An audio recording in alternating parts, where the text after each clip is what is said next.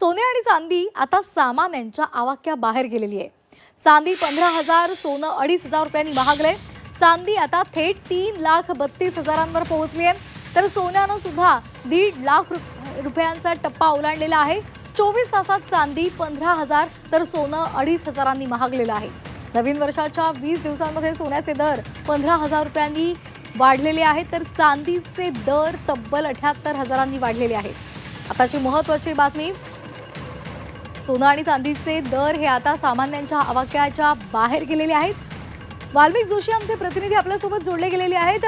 वाल्मिक, जर नवीन वर्षाच्या 20 दिवसातला जर आपण आढावा घेतला तर सोनं हे 15,000 महागलेलं आहे, तर चांदी तब्बल 78,000 महागली आहे। निश्चितच बघायला गेलं तर सोनं चांदीचा दर जो हा सातत्यानं वाढ होत असताना सर्वसामान्यांना सोनं चांदी घेणं अशक्य झालेलं आहे। कारण की याच्या मागची मूळ कारणं बघायला गेलं तर अमेरिका आणि इराणचा जो संघर्ष चाललाय त्याचा परिणाम हा सोनं चांदीवर पाहायला मिळत आहे। तर दुसरीकडे बघायला गेलं तर आंतरराष्ट्रीय पातळीवर जे डॉलरची तुलना जी आहे भारतीय रुपया घसरल्या कारणामुळे याचा परिणाम सोनं चांदीवर वाढताना पाहायला मिळत आहे। यामुळे सोनं आणि चांदी हे सेफ झोन आहे आंतरराष्ट्रीय पातळीवर, त्यामुळे सोनं चांदी आंतरराष्ट्रीय पातळीवर खरेदी करणं मोठ्या प्रमाणात चाललंय आणि त्याचाच परिणाम जो आहे हा जळगावच्या सुवर्णनगरीवर पाहायला मिळत आहे।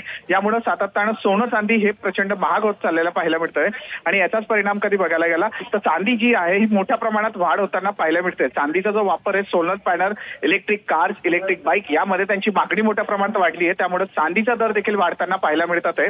त्यामुळे ग्राहकांना मोठा फटका बसण्याची शक्यता वर्तवली जाते आहे।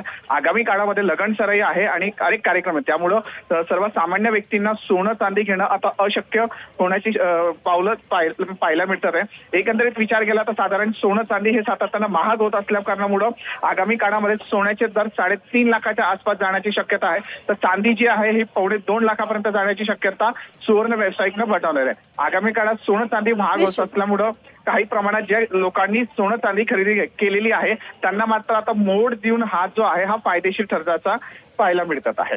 निश्चित धन्यवाद वाल्मिक दिलेल्या या सविस्तर माहितीसाठी।